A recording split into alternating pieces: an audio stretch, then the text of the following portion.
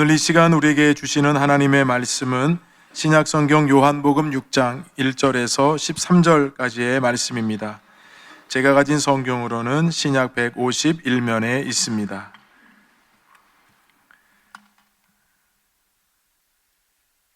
제가 읽고 마지막 절은 함께 읽겠습니다. 그 후에 예수께서 디베라의 갈릴리 바다 건너편으로 가시매 큰 무리가 따르니 이는 병자들에게 행하시는 표적을 보았음이러라. 예수께서 산에 오르사 제자들과 함께 거기 앉으시니 마침 유대인의 명절인 유월절이 가까운지라. 예수께서 눈을 들어 큰 무리가 자기에게로 오는 것을 보시고 빌립에게 이르시되 우리가 어디서 떡을 사서 이 사람들을 먹이겠느냐 하시니 이렇게 말씀하심은 친히 어떻게 하실지를 아시고 빌립을 시험하고자 하심이라. 빌립이 대답하되 각 사람으로 조금씩 받게 할지라도 200데나리온의 떡이 부족하리이다. 제자 중 하나 곧 시몬 베드로의 형제 안드레가 예수께 여짜오되 여기 한 아이가 있어 보리떡 5개와 물고기 2마리를 가지고 있나이다. 그러나 그것이 이 많은 사람에게 얼마나 되겠사옵나이까?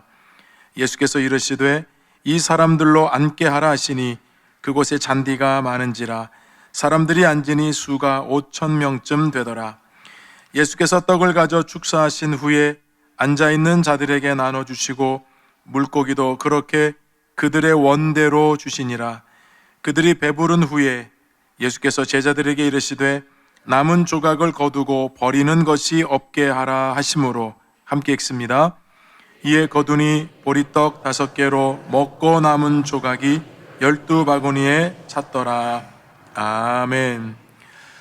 할렐루야. 복되고 거룩한 주일 3부 예배에 나오신 여러분 모두에게 하나님의 은혜와 축복이 함께 하시기를 간절히 바랍니다. 우리 반갑게 앞뒤 좌우 보시면서 인사 나누시겠습니다. 주님의 은혜가 함께 하시기 바랍니다.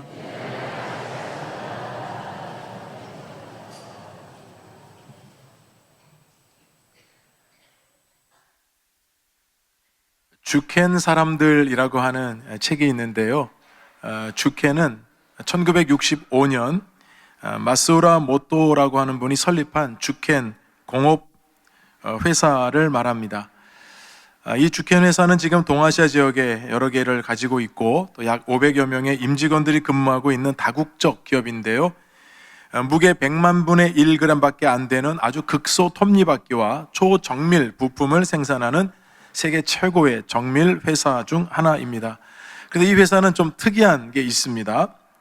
왜냐하면 파격적인 이 경영 방식으로 세간의 주목을 받았는데요. 20여 년 전의 일인데도 이미 그때부터 자율 출퇴근 시행을 했고요. 오토바이 폭두족을 데려다가 기술을 가르쳐서 좋은 기술자로 만들어낸 회사입니다. 그런데 가장 파격적인 이 회사의 경영 방식은 직원을 뽑는 방식에 있었습니다. 이 회사는 직원을 선착순으로 뽑습니다. 주로 여러분 직원을 뽑을 때 보면 학력, 경력, 자격증 이런 것들을 다 검토해서 여러분 뽑게 되는 게 일반적인 거 아니겠습니까? 근데 이 회사는 선착순으로 직원을 뽑았습니다. 그 이유가 여러분 있었는데요. 학벌 그리고 경력 좋은 이 실력자를 뽑아가지고 좋은 이제 기술자로 만들어 놓으면 연봉이 높은 곳, 좀 더 여기보다 나은 곳으로 다 뿔뿔이 가게 돼가지고 결국은 오래 남아있지 않더라는 것입니다. 그래서 정말 오랫동안 함께 이 회사에 머물면서 키워갈 수 있는 사람을 어떻게 하면 뽑을 수 있을까 하다가 선착순으로 뽑게 되었다는 겁니다. 그래서 언제 몇 월 며칠 하고 공고를 내서 뽑은 게 아니고요. 사람이 필요하면 그날 아침에 회사 앞에 공고문을 붙여서 오늘 몇 명을 뽑습니다 라고 하면 사람들이 여러분 이제 선착순으로 들어오게 되는 건데, 그러다 보니까 회사 앞에 텐트를 치는 사람도 있고 그 앞에서 취식을 하는 사람도 있다고 합니다. 그래서 학벌이나 경력 이런 걸 보지 않기 때문에 중졸, 고졸, 중퇴자, 국적 이런 것도 안 보고 남녀도 보지 않고요. 어쨌든 선착순으로 오는 사람들을 다 뽑았다는 겁니다. 다른 조건 없이 열정을 가지고 이렇게 들어온 사람들에게 또 기술도 가르치고 또 필요하면 학업 공부도 시켜주고 그러면서 기술자로 만들어냈더니 그분들이 오히려 더 오랫동안 이 회사에 머물면서 기업에 좋은 영향을 미치는 사람이 됐다는 겁니다. 근데 여러분 이 책에 보면 본인이 이렇게 하기까지 결정적으로 영향을 주었던 몇 사람을 언급하는데 그 중에 한국 사람이 있었습니다. 저 세대는 아니지만 한참 윗세대인 패티김, 가수 패티김 아시죠? 젊은 세대는 지금 얼굴이 어두워지는데, 패티김의 남편 되시는 분이 길오균이라는 분인데, 이분이 아주 유명한 작곡가이자 색스폰 연주자였더라고요. 그런데 이 마소라 모토라는 분이 굉장히 색스폰 연주에 굉장히 심혈을 기울여서 상당히 높은 수준까지 가셨대요. 그래서 이분이 연주도 하고 이렇게 공연도 함께 하게 됐는데, 어느 날 기르균 씨가 이분에게 이렇게 묻더랍니다. 몇 곡 정도를 연주할 수 있습니까? 그랬더니 이분 대답하기를 한 300곡 정도는 연주할 수 있습니다 라고 대답을 하더래요. 근데 이 기르균 씨가 말하기를, 그런데 마음을 담아서 연주할 수 없다면 외웠다고 할 수 없어요. 악보를 쫓아가는 사람은 좋은 연주를 할 수 없다는 겁니다. 그러면서 결정적인 마음에 꽂히는 말을 한 거예요. 혹시 당신의 연주를 듣고 누군가가 눈물을 흘린 사람이 있습니까? 혹시 당신의 연주를 듣고 잊어버렸던 어떤 것을 떠올렸다고 하는 사람이 있습니까? 그러면서 마지막으로 이런 말을 했습니다. 한 사람의 마음에 말을 건네본 적이 있습니까? 아무 말도 대답을 못했답니다.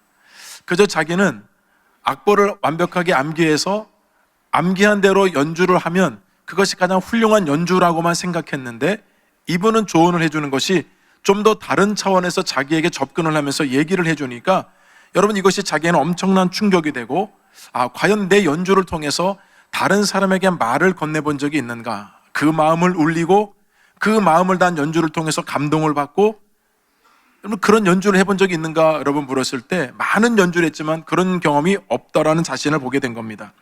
그래서 이분의 말을 마음에 새기고 자기가 초정밀 이런 부품 회사를 운영하고 있지만 고객들 마음에 정말 말을 건네는 그런 회사가 되어야 되겠구나라는 생각을 했다는 겁니다. 그래서 직원을 누구를 뽑아야 하나? 학벌과 경력이 아니라 이런 마음을 가지고 있는 사람, 그래서 마음을 움직일 수 있고 고객들의 마음을 알아줄 수 있는 사람, 그 사람을 뽑아야 되겠다고 결정을 했다는 겁니다. 결국은 말을 건넬 줄 아는 사람, 그 마음에 그 말을 건네므로 다른 사람의 마음에 감동을 줄 수 있는 사람.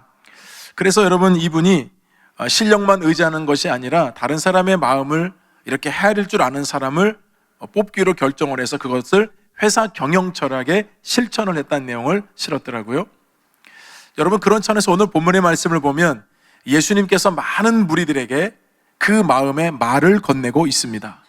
오늘 3부 예배 참여한 여러분 모두에게 우리 주님께서 여러분 마음에 말을 건네시는 그 은혜를 경험할 수 있기를 주님의 이름으로 축원드립니다.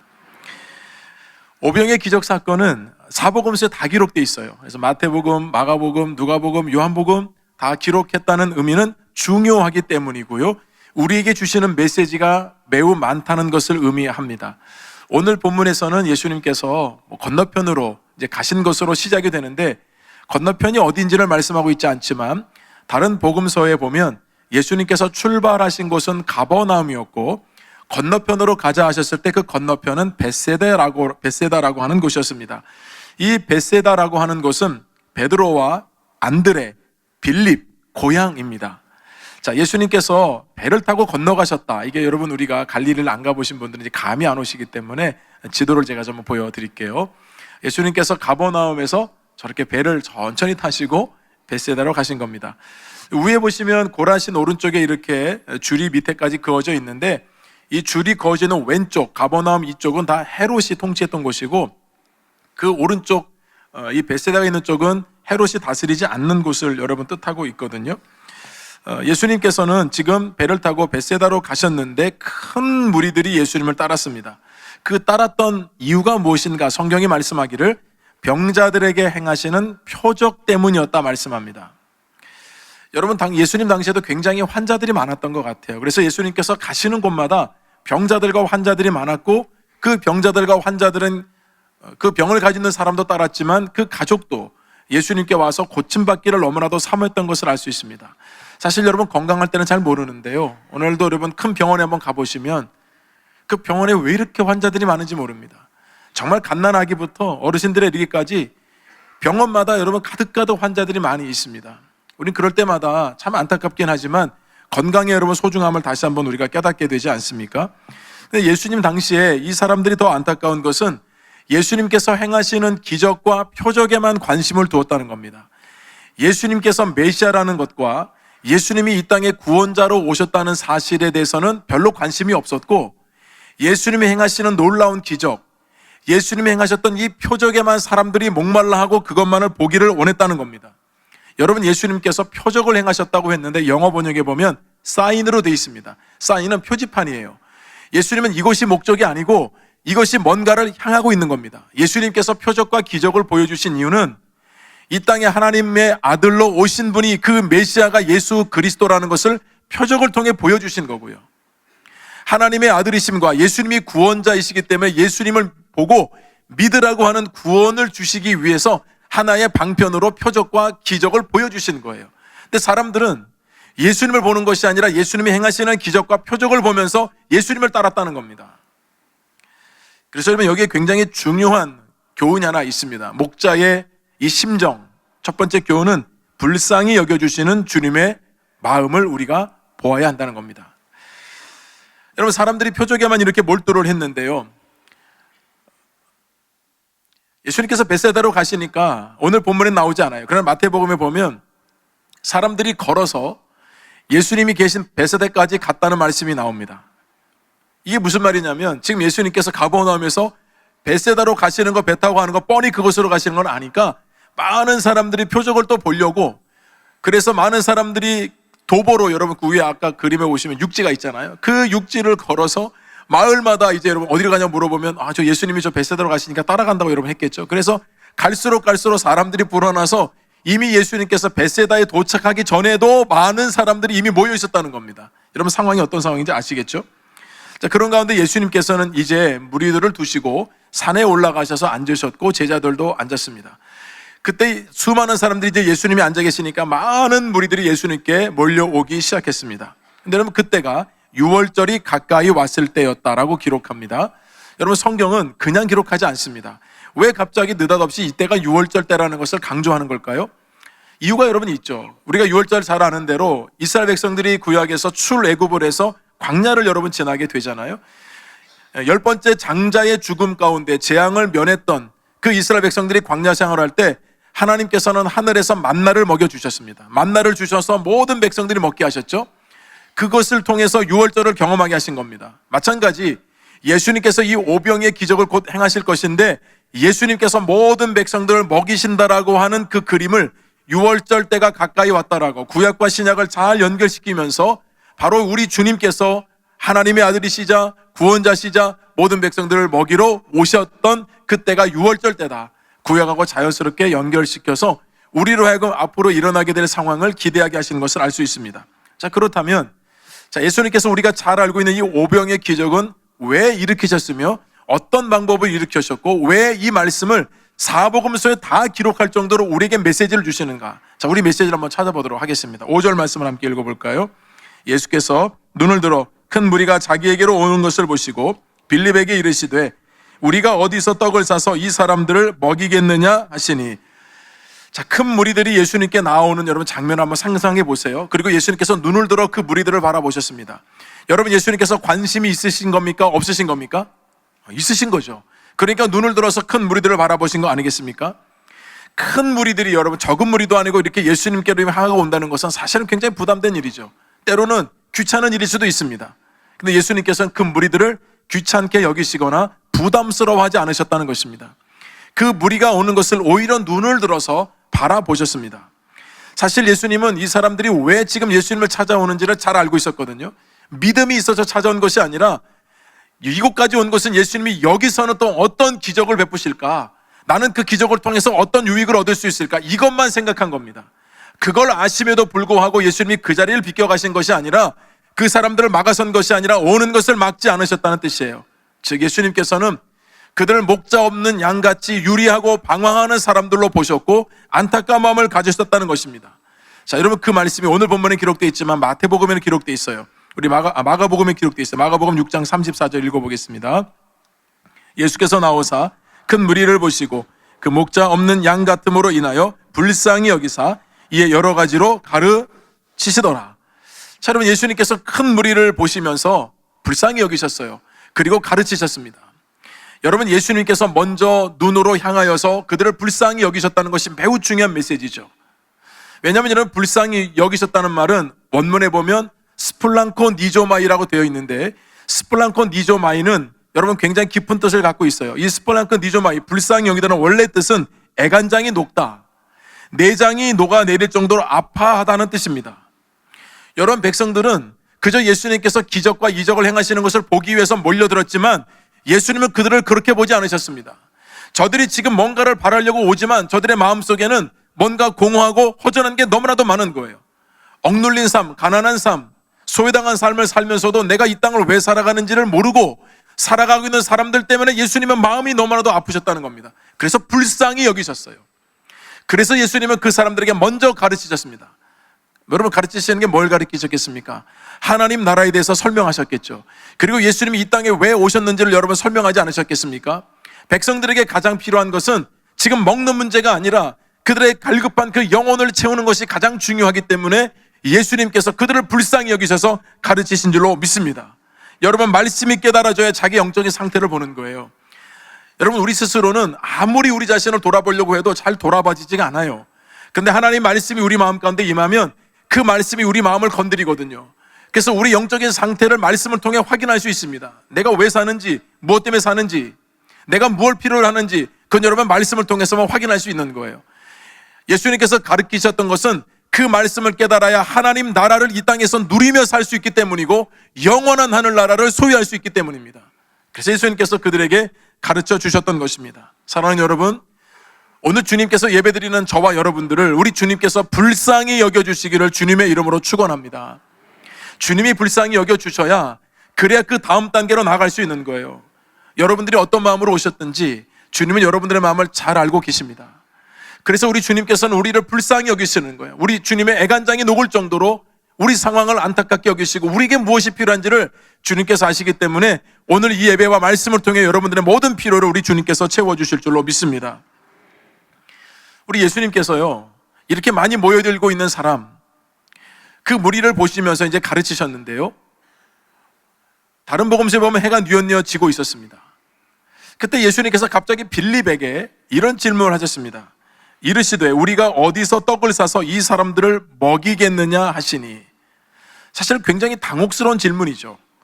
떡을 어디서 사서 이 많은 사람들을 먹일 수 있느냐 주님이 물으셨는데요, 자, 여러분, 이렇게 물으신 이유를 요한은 다음 절에 설명했어요. 6절을 함께 읽어보겠습니다. 이렇게 말씀하심은 친히 어떻게 하실지를 아시고 빌립을 시험하고자 하심이라. 자, 두 번째 중요한 교훈을 배울 수 있습니다. 계산보다 믿음을 원하시는 주님의 마음입니다. 자, 여러분, 예수님께서는 이 난감한 상황에서 빌립에게 뭔가 지혜를 얻기 위해서 질문한 것이 아니죠. 말씀해 보시면 친히 어떻게 하실지를 아시고, 즉 예수님께서는 이미 어떻게 하실지 계획을 가지고 계셨다는 뜻입니다. 빌립이 뭐라고 대답을 하든지 예수님께서는 이미 행할 것을 알고 계셨고 그렇기 때문에 빌립을 시험하신 거예요. 그렇다면 빌립이 어느 정도 믿음의 수준에 와 있는지를 예수님께서 알기를 원하셨다는 뜻이 아니겠습니까?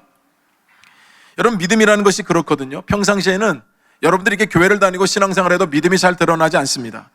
그런데 위급한 상황을 만나고 어려운 문제를 만나고 답답한 일을 만나면 우리의 믿음이 그대로 드러나게 되어 있습니다. 빌립이 예수님의 제자이지만 이런 상황을 만나면 그의 믿음이 그대로 드러납니다. 그래서 여러분, 우리도요, 믿음 있는 사람인 줄 알았는데 어떤 문제를 만나서 그 일을 처리하는 것을 보면 믿음이 없다는 것이 드러나기도 하고요, 믿음이 없는 줄 알았더니 그 일을 만나서 해결하는 것을 보면 야, 대단하고 위대한 믿음을 가지고 있었구나를 확인하는 경우도 생깁니다. 자, 빌립의 믿음, 어떤 믿음이었을까요? 빌립의 믿음이 그대로 드러납니다. 우리 7절 함께 읽어보겠습니다. 빌립이 대답하되 각 사람으로 조금씩 받게 할지라도 200데나리온의 떡이 부족하리이다. 빌립의 대답이었습니다. 자, 빌립은 예수님께 대답하기를, 예수님, 지금요 200데나리온이 있어도 그걸 가지고 떡을 사서 이 사람들에게 먹여도 부족합니다라고 대답한 겁니다. 여러분, 당시에 1데나리온은 남자 한 명의 하루품 싹시입니다. 그러니까 여러분, 200데나리온은 적은 돈이 아니에요. 그리고 여러분, 이렇게 말하는 빌립은 아주 합리적이고 상식적이고 계산적입니다. 타당해 보입니다. 왜냐하면 오늘 보면 10절에 보시면 모여있는 사람이 5,000명입니다. 그런데 구체적으로 기록한 마태복음에는 남자 장정만 5,000명이라고 명시했습니다. 당시에 여자나 어린아이는 카운팅을 안 했기 때문에요. 다 포함하게 되면 최소한도 1만 명이 넘는 사람들이 지금 모여 있습니다. 그러니 여러분, 이 빌립의 말은 맞잖아요. 200데나리온을 가지고도 이 사람 다 먹이지 못합니다. 그래서 여러분 마태복음에 보면 예수님의 제자들이 더 이상은 뭐 할 게 없으니까 예수님에게 청을 합니다. 예수님, 이 사람들 다 마을로 들어가게 해서 저녁을 먹게 하면 어떻습니까?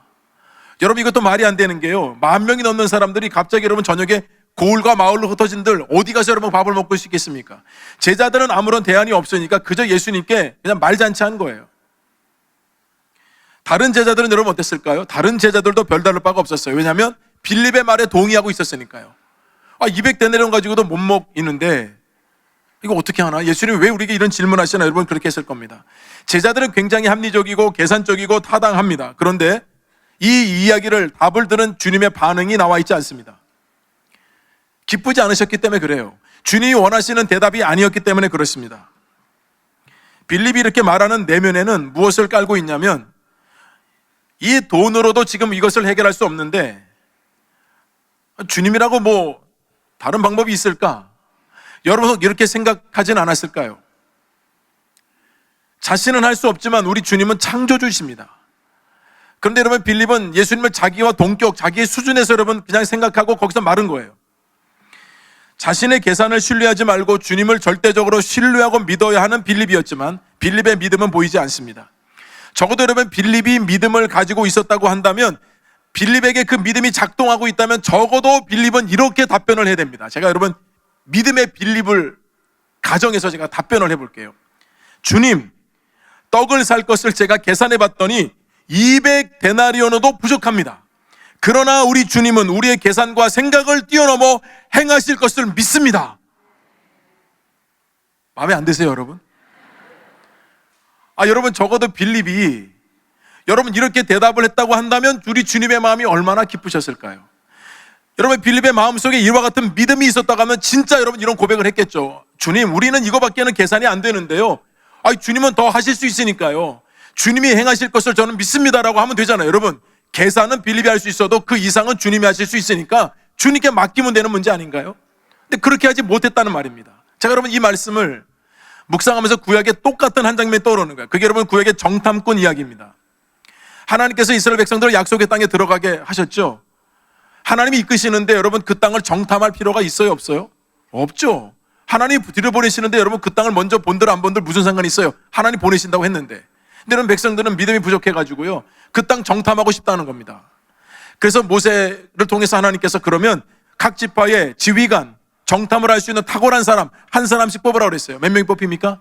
한 지파에 한 사람이니까 12명이죠 12명의 정탐꾼을 약속의 땅에 보내서 40일 동안 정탐을 하게 합니다. 여러분, 모세가 6가지 미션을 줘요. 그 땅에 들어가면 강한 족속인지 약한 족속인지, 땅은 괜찮은지 안 좋은지, 나무는 있는지 없는지, 열매는 맺는지 안 맺는지, 이런 것들을 정탐하고 오라고 보냈습니다. 40일 동안 정탐한 12명 정탐꾼들이 여러분 돌아와서 이제 모세와 모든 백성들을 두고 보고를 하는데, 먼저 10명이 보고를 합니다. 이렇게 얘기했습니다. 그 땅 거위 주민은 강하고 성읍은 견고하고 힘이 크며 거대한 아낙 자손이 살고 있습니다. 여러분, 이 얘기는 사실입니다. 팩트입니다. 그런데 이 말로 끝나는 것이 아니라 여기에 그 다음 절에 이런 말을 덧붙였습니다. 우리 민수기 13장 33절 함께 읽어보겠습니다.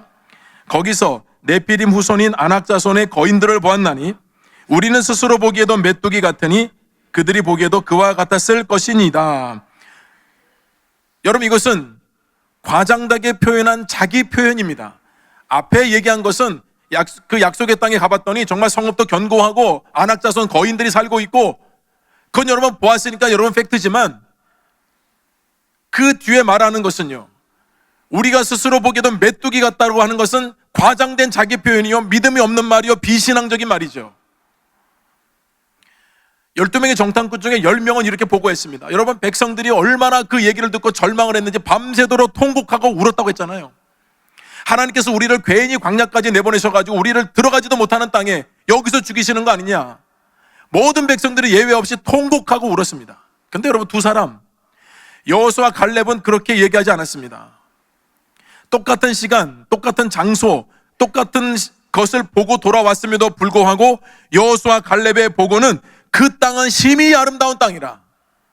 그 땅을 취할 수 있다. 우리는 그 땅에 들어갈 수 있다. 우리는 이길 수 있다. 왜냐하면 하나님이 우리와 함께 하시기 때문이다. 여러분, 이런 믿음의 말을 선포했습니다. 10사람은 그것을 보면서 여러분 얘기한 것으로 그치면 좋았을 뻔했는데요, 믿음이 없으니까 그 다음 해석은 믿음이 없는 말이 나오는 거예요. 못 들어가. 우리가 그들 보기에 그들은 거인인데 우리는 메뚜기 같아.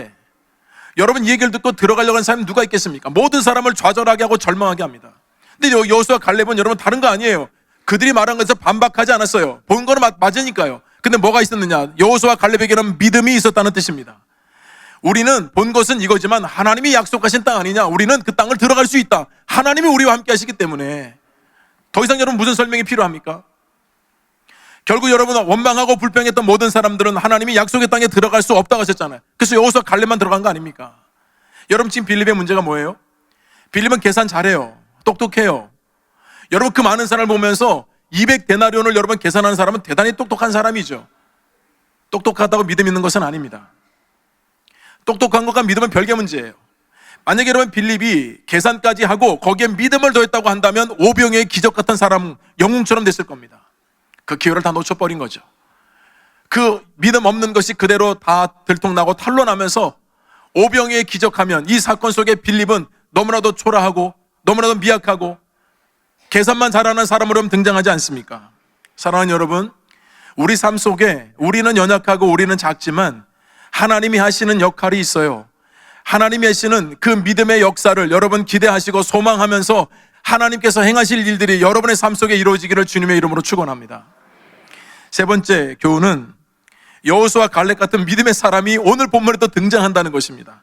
순종을 통한 믿음의 행동을 원하시는 마음이에요. 이 순종이 행동하는 믿음으로 이어지는데요, 우리 8절 9절을 함께 읽어보겠습니다. 제자 중 하나 곧 시몬 베드로의 형제 안드레가 예수께 여짜오되 여기 한 아이가 있어 보리떡 5개와 물고기 2마리를 가지고 있나이다. 그러나 그것이 이 많은 사람에게 얼마나 되겠사옵나이까. 다른 제자들도 마찬가지 돈으로 계산해 본들 여러분 그게 그거잖아요. 더 이상은 답이 없어요. 200데나리온, 예수님 그거 우리 돈도 없을 뿐더러 그거 가지고도 못 먹입니다. 끝. 근데 여러분, 예수님의 제자 중에 한 사람이 예수님의 말씀을 듣고 예수님이 구체적으로 어떻게 해라, 뭐 도시락을 있나, 뭐가 먹을 게 있나 찾아보란 말씀도 하지 않으셨음에도 불구하고 많은 군중들을 해치면서 예수님이 말씀하신 메시지를 해석해서 여러분 직접 찾아 나선 사람이 있었습니다. 그 사람이 안드레였습니다. 마치 안드레는 여호수아와 갈렙 같은 사람임을 알 수 있습니다. 모인 1만 명이 넘는 백성들 중에서 먹을 것을 가지고 있는 사람을 찾아낸다는 것은 매우 어려운 일이었을 겁니다. 여러분, 10,000명이 모였다고 생각해 보세요. 얼마나 여러분 요란스럽고 시끄럽고, 여러분 마이크가 있는 것도 아니고요. 먹을 거 가지고 있는 사람, 여러분 이게 들리겠습니까? 아마 한 사람 한 사람 만나면서 혹시 가지고 있는 거 없냐고, 집에서 가져온 거 없냐고, 먹을 것 없냐고 여러분 그렇게 물어보지 않았을까요? 시간도 꽤 걸렸을 것입니다. 그럼에도 불구하고 안드레는 찾아 나섰던 이유가 무엇인가? 마태복음 말씀에 보면 예수님께서 너희가 먹을 것을 주라 하셨기 때문이었어요. 여러분, 사실 너희가 먹을 것을 주라는 주님 말씀은 합당하지가 않아요. 아니, 빈들에 여러분 이렇게 사람들이 많이 모였는데 먹을 것 너희가 주라니요. 어디서 어떻게 주라는 말씀입니까? 그래서 다른 제자들은 아무것도 하지 않았어요. 근데 여러분, 안드레는 이 말씀을 어떻게 해석한 겁니까? 너희가 먹을 것을 주라는 것은 너희가 지금 당장의 모든 사람을 먹일 수 있는 것은 아니지만 주님이 하실 일이 있다는 것을 생각한 거예요. 그래서 지금 안드레가 할 수 있는 일은 빨리 백성들에게 들어가서 뭔가를 먹을 것을 가지고 있는 사람을 찾아내는 거, 그건 할 수 있다고 생각한 겁니다. 여러분, 말씀을 듣고 이렇게 여러분 해석하고 자기 삶에 적용한 사람은 대단히 믿음이 좋은 사람일 수밖에 없어요. 안드레는 주님의 말씀을 해석한 거예요. 나는 능력이 없고 주님이 이를 통해서 어떻게 무슨 일 할지 모르지만 당장이라도 먹을 것이 있는 사람이 혹시라도 있는지 찾아보자. 놀라운 것은 여러분 백성들 가운데 어린아이 한 명이 보리떡 5개와 물고기 2마리를 가지고 있는 것을 발견하게 된 것입니다. 여러분, 그 당시에 이 보리떡은 거친 보리떡이에요. 큰 것도 아니고 굉장히 아이가 먹는 거니까 작은 거고요. 이 물고기는 옵사리온이라고 되어 있는데 이 옵사리온은 진짜 작은 물고기예요. 이 거친 이 보리떡을 먹을 때 이 목이 메이지 않도록 그 당시 사람들은 작은 물고기를 같이 곁들여서 찬으로 먹었습니다. 그런 여러분, 아이가 어릴 때부터 그날 가져온 이 물고기나 여러분 보리떡이 얼마나 보잘것 없겠습니까? 그래서 안드레가 그 어린아이 걸 발견하긴 했는데 자기가 보기에도 너무 민망했는지 예수님께 가져오면서 뭐라고 했습니까? 이것이 이 많은 사람에게 얼마나 되겠사옵나이까. 자기가 보기에도 도대체 이걸 가지고 이 많은 사람들에게 뭘 어떻게 하시겠다는 건지 자기가 볼 때도 민망했지만, 여러분, 우리에게 주시는 교훈이 뭡니까? 그 안드레의 믿음 아닙니까? 나 자신은 주님을 믿는다고 하면서도 안드레와 같은 순종하는 믿음과 그 믿음의 행동을 한 번이라도 해봤는가? 여러분, 우리는 그동안 교회 다닌 분들은 오병의 말씀 안 들은 분도 한 분도 없습니다. 근데 우리 여러분, 오병이를 어떻게 우리 그동안 적용했습니까? 그동안 우리 적용은 이런 거죠. 교회에서도 여러분 나눔을 할 때 하나님, 이 작은 것이지만 오병의 기적을 통해서 많은 사람들에게 나눠줄 수 있도록 도와주십시오. 여러분들이 기업과 또 사업장을 여러분 운영할 때 시작은 미약하지만 오병의 기적을 부어주셔서 베풀고 나누기에 부족함이 없도록 해주십시오. 여러분, 공부하는 아이들도요, 이 오병의 기도 가지고 기도하더라고요. 하나님, 저는 공부 요만큼밖에 안 했는데 오병의 기적을 부어주셔서 막, 여러분 그렇게 기도하잖아요. 나쁜 건 아니에요.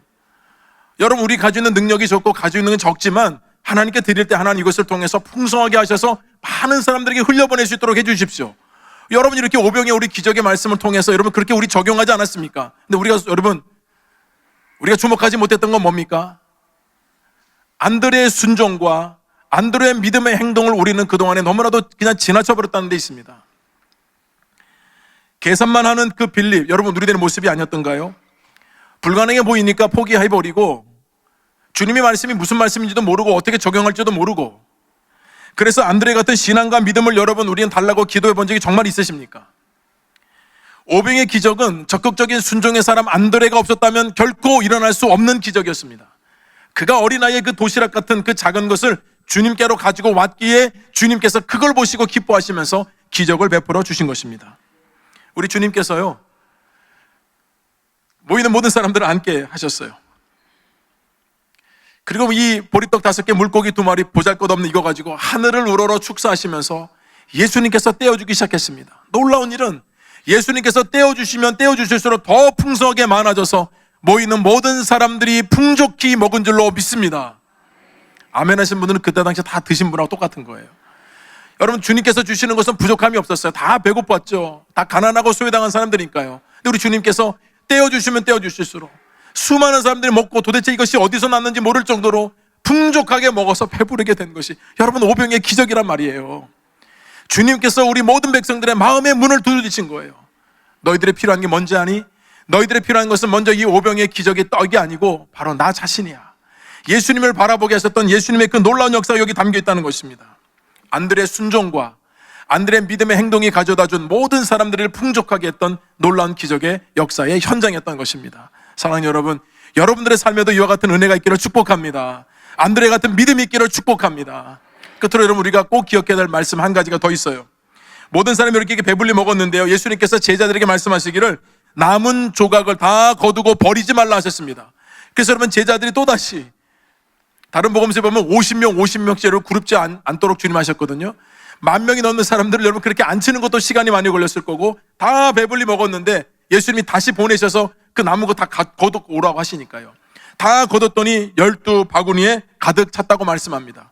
여러분, 왜 주님께서 거두러 가셨을까요? 그 아까워서요? 더 먹는 거 아까워서요? 아니요. 다 배불리 먹었고 더 이상 먹을 수 없는 상태에서 주님이 거두러 가신 것은 주님께서 행하신 놀라운 기적은 하나도 허튼 것이 없고 하나도 버릴 것이 없다는 것을 보여주기 위함이었습니다. 그 모든 것을 배불리 먹은 사람들이 그래도 배불리 먹고도 남은 12광주를 보면서, 여러분 바구니를 보면서 무슨 생각을 했겠습니까? 저분이 바로 하나님의 아들이시구나. 저분이 우리의 굶주림을 해결할 수 있는 분이요, 저분이 바로 메시아이시고 우리의 영의 양식을 주시는 분이 바로 저 주님이시구나를 깨닫지 않았겠습니까? 주님께서는 그 허기진 백성들의 마음을 헤아리시고 그 백성들의 마음을 두드리시면서 그 마음을 헤아려 주셨던 것입니다.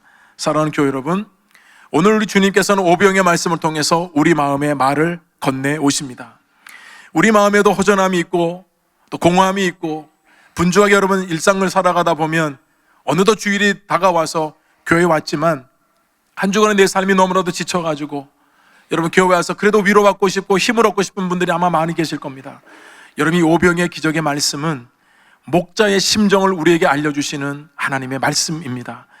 우리 하나님께서 여러분들의 지치고 상한 그 마음 가운데 말을 건네고 오시고 그 말을 건네심을 통해서 여러분 마음속에 풍성한 것을 채워주시려는 하나님의 은혜가 머물고 있다는 것을 여러분 기억하셔서 이 목자의 심정을 가지고 한 주간도 여러분 삶에 오병의 기적에 놀라운 풍성한 역사가 나타나기를 주님의 이름으로 축원드립니다. 하나님 아버지 은혜를 감사합니다. 우리도 갈급한 심령으로, 우리도 주님을 찾는 마음으로 오늘 예배자리에 나왔는데 하나님 말씀으로 우리를 풍성히 먹여주시니 감사합니다. 우리를 먹여주시려고 하는 그 목자의 심정을 배우고 목자의 심정을 가지고 한 주간도 어떤 삶의 자리에서도 승리하는 교우들이 되게 하여 주옵소서. 예수님의 이름으로 기도드립니다. 아멘.